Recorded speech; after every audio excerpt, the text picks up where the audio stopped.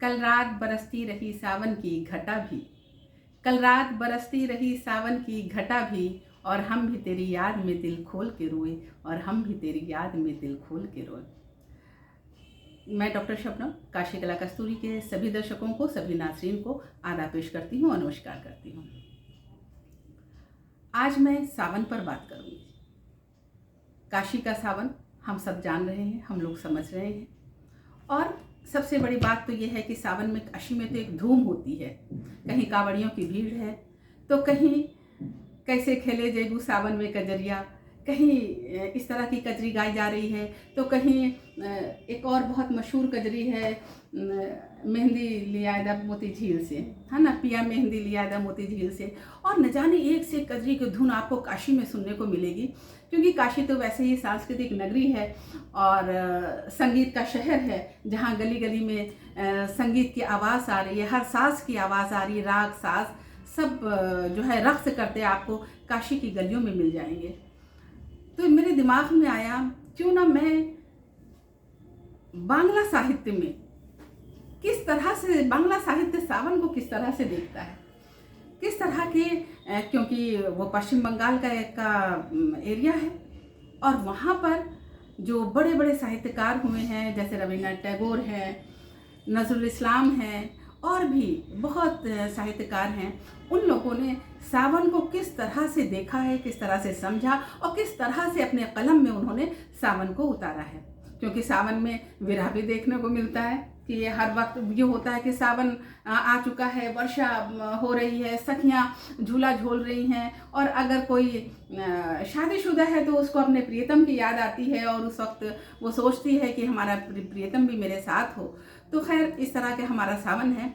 लेकिन आज हम ख़ास बांग्ला साहित्य में सावन पर बात करेंगे, और हमारे साथ बातचीत करने के लिए काशी की बेटी, जिनका अपना एक नाम है, अपनी एक पहचान है, और प्रोफेसर अनुराधा बनर्जी जी, जो न सिर्फ आप अंग्रेज़ी में प्रोफेसर, तो न सिर्फ अंग्रेज़ी बल्कि हिंदी साहित्य और बांग्ला साहित्य में लिखने, पढ़ने और बोलने की आप में ज़बरदस्त दक्षता है। आप हर, और तीनों साहित्य में आप लिखती, पढ़ती हैं और बोलती हैं। जाहिर सी बात है कि कविताएं भी आपकी तीनों साहित्य में हैं, तो आपको बांग्ला, इसीलिए मैंने सोचा कि अनुराधा मैम से ज़्यादा सुटेबल तो कोई नहीं मुझे मिलेगा जिसमें मैं बांग्ला साहित्य में मैं बात कर सकूं। तो मैं ये जानना चाहती हूँ कि किस तरह से बांग्ला साहित्य सावन को देखता है। बहुत बहुत धन्यवाद शबनम। हालांकि आप मेरे लिए लक्ष्मीबाई हैं, मैं आपको अक्सर ही रानी लक्ष्मीबाई की एक प्रतिमा सोचती हूँ। बहुत काम करती हैं आप ज़बरदस्त हिम्मत से, और पूरे दर्शक वृंद को मैं नमस्कार कर रही हूँ। और आपको तो है ही, आपने कहते हैं ना, इस नाचीज़ को आपने इस लायक समझा कि कुछ बोलूँ मैं, क्योंकि ये मौसम जो है, सावन का जो महीना है, ये इंसान की ज़िंदगी में एक बहुत बड़ी नेमत है भारत में, भारत के कॉन्टेक्स्ट में। अगर सावन नहीं आता तो बादल छाते कैसे, और उमड़ घुमड़ के ऐसे कैसे बरसते, जो आषाढ़ में जो कमी रह गई उसको कैसे पूरी करते, कैसे हमारे खेत लहलहाते, और कैसे हमारा ये जीवन चक्र चलता। सावन की बहुत बड़ी देन है। हम लोग थैंक यू सावन ये कहना चाहिए। हाँ, बिल्कुल, सच बिल्कुल। में सावन को हमें खुली आंखों से देखना चाहिए।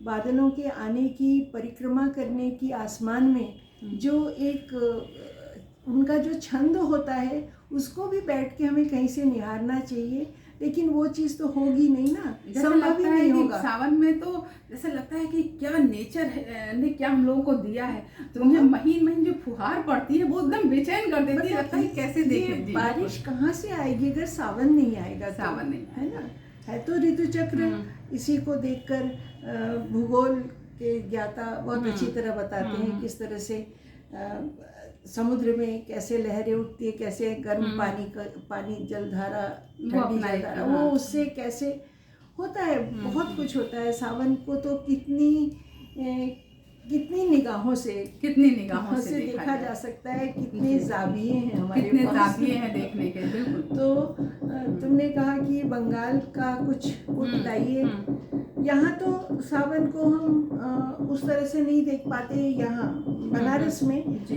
बचपन से जब से बड़ी हुई हूँ, यहाँ 7 पीढ़ियों का मेरा निवास है। आप 7 पीढ़ियों से बनारस में हैं? क्योंकि हमारे बाप दादा एक बार इनसे सिर्फ इनकी बायोग्राफी पर ही मैं पूरी बातचीत करूंगी, लेकिन आज चूंकि हमारे अपना टाइम बाउंड है तो इसलिए हम चाहेंगे फोर्ट विलियम के दिनों में जब जहाँ से अंग्रेज राज्य कर रहे थे भारत पर, तो वहाँ से जिन अफसरों को भेजा जाता था, हमारे दादाजी के दादाजी की पीढ़ी से आए थे लोग। और वो ये जो कोर्ट कचहरी का होता है ना, अदालत, उसमें सदरे आला ऐसे थे वो, और तब से ही ये पीढ़ियाँ आई। तो खैर बंगाल जाने का भी मौका मिला है, बहुत बार जाती भी रहती हूँ। और सावन और बंगाल, सावन और बनारस, सब कुछ को मिला के इस समय वर्तमान में जो भी है, इंसान ने प्रकृति पे, कहते हैं, विजय पाई है। इंसान ने प्रकृति पे विजय पाई है, और उसने प्रकृति को बहुत बहुत ज़्यादा अव्यवस्थित कर दिया है। समय से बादल नहीं आते हैं, समय से बहुत कुछ नहीं होता है। लेकिन फिर भी मैं 2 कवियों की बात करूंगी शबनम, जो लोग हम लोगों को सच में राह दिखाते हैं कि सावन को लेकर इस तरह से हम लोगों को उन्मुख होना चाहिए। अगर हम पहले टैगोर की बात करें, बिल्कुल मेरे फेवरेट बांग्ला पोइट जी, तो उनका जो है वर्षा मंगल और बाकी चीज़ें माइंड ब्लोइंग। हाँ, वो 7 मई 1861 को पैदा हुए थे, और उनका जाना 7 अगस्त जो आ रहा है, जी जी जी, 7 अगस्त 1941 में। मतलब अभी भी सावन ही रहेगा। 9 तारीख को सावन खत्म हो रहा है, तो अभी भी सावन रहेगा। टैगोर का जो व्यक्तिगत जीवन था, वो नदियों में बीता। जोड़ासांको में उनका घर था, कलकत्ते में, और सिलाईदह एक जगह है जहाँ उनकी परजौट थी, जहाँ वो लोग भूमि के जमींदार थे, और जाने का रास्ता क्या था, वही नदियाँ थी। बोट पर जाते थे। तो पानी के साथ उनका एक अंतःकरण का रिश्ता था। और उसमें इस तरह तो नकली जो हम लोग सिंथेटिक कल्चर में नहीं चले गए थे ना। अब तो हम सांस भी ले रहे हैं, अपना सिलेंडर अपना लेके जा रहे हैं, सांस ले रहे हैं उसी से, ऐसा हो गया है। लेकिन उस खुले वातावरण, नाव पे जाते जाते आसमान को देखना, बड़े बड़े पेड़ों को देखना, नदियों में जो लहरों की हिलोरें हैं उनके संगीत को सुनना कान लगाकर, ऊपर से जब बारिश आते हैं, बारिश की बूंदें नीचे गिरती हैं, तो जैसे वीणा के तार बंध गए हैं, ऐसा उनको आभास होता है। तो वो अनुभूति एक तो कोई एक्स्ट्रा ऑर्डिनरी है, उसी को होगी जी। हम चाहे कितना भी भीगे और कहें, हम कहेंगे कि बाप रे बाप ये पानी कब रुकेगा, लेकिन टैगोर के साथ ये नहीं था। वो प्रकृति के साथ अपने स्पंदन को जोड़ते थे और उसी से वो आगे बढ़ते थे, लिखते थे। तो मैं 2-4 चीज़ें बताना चाहती हूँ टैगोर के विषय में।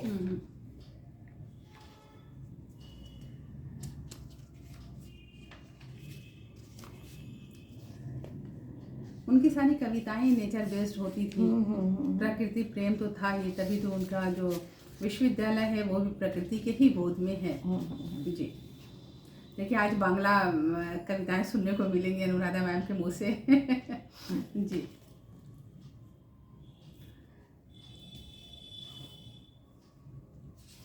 बस क्योंकि हम लोग ओरिजिनल तो बहुत पढ़ नहीं पाते हैं। और मेरा बहुत मन होता है कि मैं बांग्ला साहित्य को पढूं, क्योंकि बांग्ला लैंग्वेज साहित्य को मतलब ट्रांसलेटेड चीज़ें पढ़ने में वो मज़ा नहीं है जो ओरिजिनल है। मैं एक ओरिजिनल पढ़ रही हूँ जी जी जी। वो किस तरह से सावन को व्याख्यायित कर रहे हैं, पूछ रहे हैं वो। बांग्ला में पहले पढ़ती हूँ। आज শ্রাবণের পূর্ণিমাতে কি এনেছিস বল, হাসির কানায় কানায় ভরা কোন নয়নের জল। आज श्रावणी पूर्णिमा पर क्या लाई बोल, हाँ हास से लबरेज किन नैनों का जल। हाँ বাদল হাওয়ার দীর্ঘ শ্বাসে জুথি বনের বেদন আসে, भीगी हवा की गहरी सांसों में जूही के वन की सुगंध सुगंध आए। आई, वाह क्या बात है। ফুল ফোটানোর খেলায় কেন ফুল ঝরানোর ছল। सावन तुम क्या करते हो, फूल खिलाने के खेल में क्यों फूल गिराने का छल।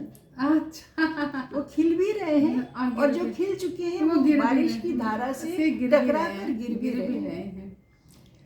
कितना बारीक ऑब्जर्वेशन है जी। की आवेश हेरी चलिए चाँदे पूरा पढ़ दीजिए ताकि अच्छा। हम लोग को बांग्ला का एक जो लुत्फ मिल सके। हाँ বাদল হাওয়ার দীর্ঘশ্বাসে জুথি বনের বেদন আসে, ফুল ফোটানোর খেলায় কেন ফুল ঝরানোর ছল। কি আবেশ হেরি চাঁদের চোখে, ফেরে সে কোন স্বপ্ন লোকে। ओ, মন বসে রয় পথের ধারে, জানে না সে পাবে কারে। আসা যাওয়ার আভাস ভাসে বাতাসে চঞ্চল।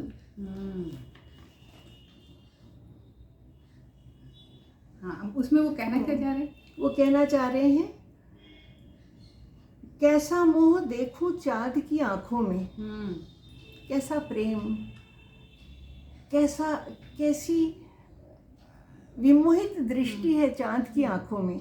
कैसा मोह देखूं चाँद की आंखों में, घूमता वो किस स्वप्न लोक में। चाँद भूला बिसरा घूम रहा है, खुद को भूल चुका है। बैठा रहे मन राह किनारे, और अपना जो मन है चांदी की तरह बैठा रहे मन राह किनारे। न जाने वो पालेगा किसे, आने जाने का आभास तेरा हवा में चंचल। मतलब कोई आ रहा है सावन में, शायद कोई आए, कोई आए आ जाए और उसका आभास एक उसकी हो रहा है। प्रतिध्वनि आ रही है कहीं से। We are just listening to that, we are feeling the vibrations, कहते हैं ना वाइब्रेशंस। तो ये एक गीत का मैंने बताया। और एक जब खूब तेज बारिश होती है तो उस वक्त उन्होंने क्या फील किया उसको उन्होंने। तो अभी हमने बताया ना, जैसे लगता है कि ऊपर और नीचे से वीणा के हाँ, तार, वीणा के तार, जी। वो कहते हैं धरनीरो गगनेरो मिलनेरो छंदे, बादलो बातास माते मालतीरो गंधे। उत्सव सभा माझे श्रावणेरो बीणा बाजे, शिहरे श्यामल माटी प्राणेरो आनंदे। दुई कुल आकुलिया अधीर विभंगे, नाचन उठिल जेगे नदीर तरंगे। काँपिछे बनेर हिया, काँपिछे बनेर हिया, बरसने मुखरिया, बिजली झलिया ओठे नवघन मन्द्रे। धरनेरो गगनेरो मिलनेरो छंदे। मतलब कितना अच्छा लग रहा है सिर्फ बांग्ला में। और मैम जिस तरीके से पढ़ रही हैं, और अब बांग्ला वाकई में लैंग्वेज मुझे बहुत अच्छी लगता है कि मैं कैसे इसको जानूं। और कितने भले ही आधा तिहाई समझ पूरा नहीं समझ में आया, लेकिन सुन के ही अच्छा लग रहा था। समझाती हूँ ना? जी जी बिल्कुल बिल्कुल। खूब गंदा एक टीचर को समझाएगा बल्कि ट्रांसलेशन तो टैगोर की पाँव के नाखून के धूल के भी लायक नहीं है, लेकिन उस महान कवि को मैं प्रणाम करते हुए एक अनुवाद कर रही हूँ। अच्छा, धरती, जो अभी आपने पढ़ा है उसका ट्रांसलेशन हम लोग को सुना रही हैं। धरती गगन के मिलन के छंद में, भीगी हवा हुई मतवाली मालती के गंध से। उत्सव सभा में श्रावण की वीणा बजे, सिहर उठती श्यामल माटी प्राणों के आनंद में। दोनों तट होकर व्याकुल अधीर विभंग से, नृत्य जग उठ रहा नदी की तरंगों में। कांपता हृदय वन का हृदय कांप रहा है। कांपता हृदय वन का हो मुखरित वर्षा से, बिजली झलक दिखाती नवमेघ मंद्र में। मतलब काव्य, बांग्ला काव्य का हिंदी काव्य में ही आपने अनुवाद कर दिया। काव्य का काव्य के रूप में अनुवाद किया। आमतौर पे हम लोग प्रोज वे में ही ये चीज़ों को बताते हैं अनुवाद का, लेकिन कितना मज़ा आया आपका हिंदी कविता उसका एकदम अनुवाद सुनकर। ठीक लग रहा था अरे तुमको? बहुत अच्छा।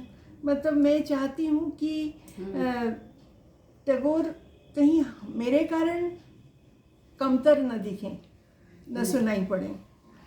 अरे आपकी जो अपनी दूरदृष्टि है, जो चीज़ें हैं, जो एक विजन है, वो तो जाहिर सी बात है वो आपकी सावन चीज़ों में पर दिखाएगा। और एक कविता, बिल्कुल। मेघ जैसे पथिक हैं आए हैं तो चले जाएंगे। चले जाएंगे जी। पथिक मेघेर दल জোটে ওই শ্রাবণ গগন অঙ্গনে। পথিক মেঘের দল জোটে ওই শ্রাবণ গগন অঙ্গনে, মনরে আমার উধাও হয়ে নিরুদ্দেশের সঙ্গনে। ওহো। দিক হারানোর দুঃসাহসে সকল বাঁধন পড়ুক খসে। দিক হারানোর দুঃসাহসে সকল বাঁধন পড়ুক খসে। কিসের বাধা ঘরের কোণের শাসন সীমা লঙ্ঘনে। বেদনা তোর বিজুল শিখা জ্বলুক অন্তরে। সর্বনাশের করিস সাধন বজ্র মন্তরে। অজানাতে করবি গাহন, ঝড় সে পথের হবে বাহন। শেষ করে দিস আপনারে তুই प्रलय रातेर क्रंदने। इसका जो माने इसकी जो अंतर्ध्वनि है ना वो बहुत गहरी है। बिल्कुल ऐसे लगता है कि पथिक मेघ आए हैं, टैगोर कुछ उस पर चित्रकारी करेंगे। अच्छा, ऐसा नहीं है। मैं पढ़ती हूँ फिर बात करूँगी इस पे। पथिक मेघों के झुंड जुटते हैं उस श्रावण गगन आंगन में।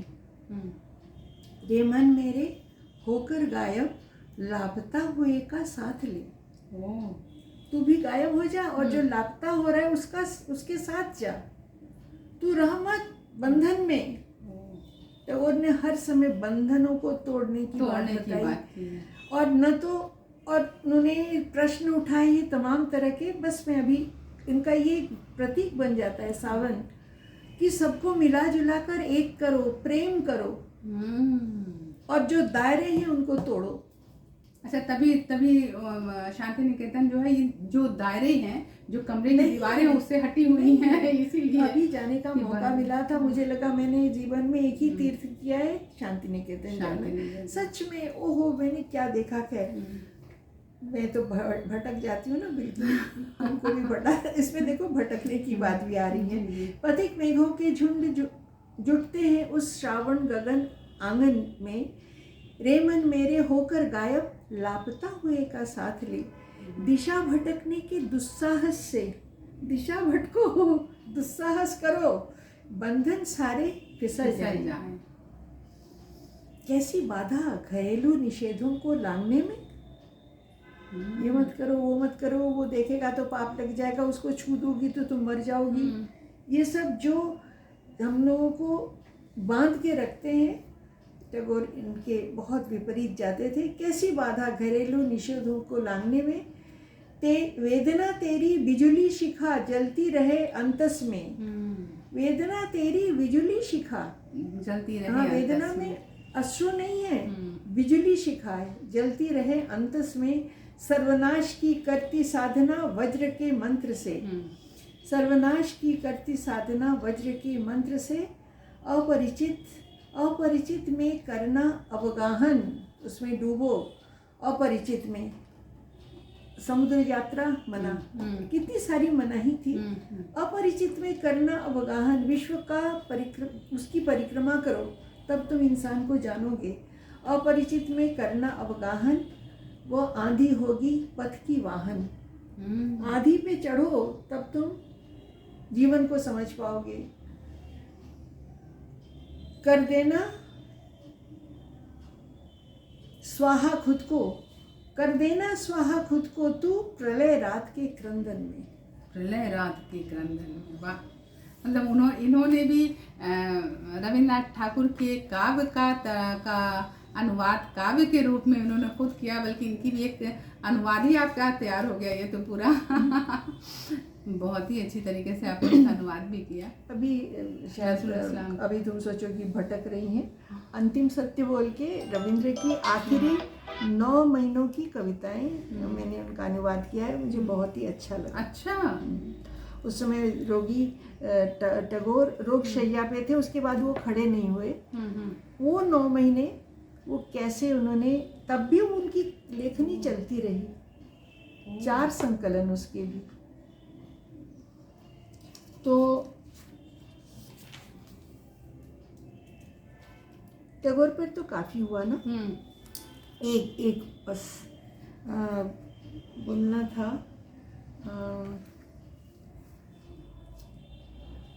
जैसे वर्षा आ रही है ना, वो आषाढ़ भी हो सकता है, या काल वैशाखी वहाँ बहुत होती है। वो बारिश को, वर्षा मतलब एक नवजीवन तो है ही, लेकिन उसके साथ नए का संधान है, नए का संधान है नवजीवन के साथ साथ। वो आए वो अति भैरव हर्ष से, जलसिंचित क्षिति सौरभ उल्लास से, हर्ष से घन गौरव लिए नव यौवना वर्षा, श्याम गंभीर सरसा, गंभीर गर्जन से नीला अरण्य सिहरता, व्याकुल कलापी करती केका कलरव, विचरती निखिल चित्त है हर्षित, घन गौरव लिए आती प्रमत्त वर्षा। एक बहुत लंबी कविता है, उसमें उसका आपने हाँ छोटा सा मैंने सोचा शायद कुछ हो। तो बरसात मात्र बरसात नहीं है, जीती जागती धड़कती प्रकृति जिसका हम लोग हिस्सा हैं। हम लोग तो प्रकृति से बिल्कुल हट गए हैं। केवल कोविड के समय याद आया है कि याद आया कि कुछ है, nature must be really worshipped, है ना। और किसी को फ्रेम में जकड़ कर अगरबत्ती दिखाएंगे, वो हमारे ऊपर कभी भी मैंने स्नेह नहीं करेगा। उसको जागते जीवंत रूप में देखना है। टैगोर ने वही किया। नेचर उनकी धड़कन में था, और नेचर का ही हम हिस्सा हैं। ग्रह तारकों के उन्होंने बहुत ही अच्छी तरीके से नेचर को समझा, और सिर्फ समझा ही नहीं, समझने को तो हम लोग भी कोशिश करते हैं, लेकिन हम लोग कहाँ, हमारा समाज उतारता है उसको अंदर।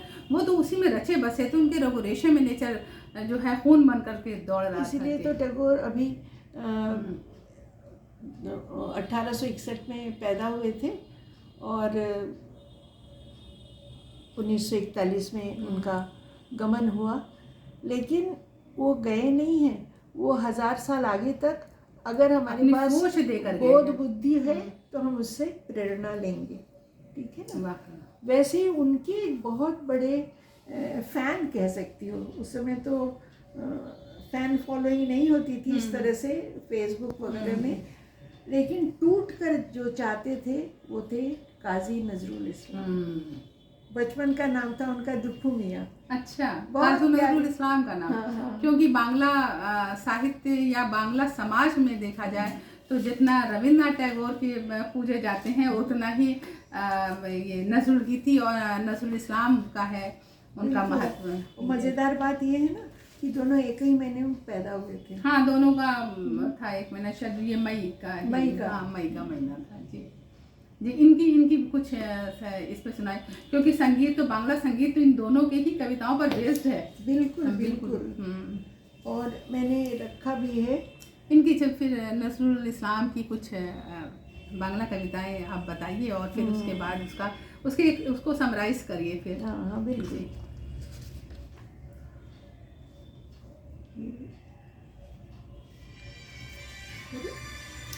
क्योंकि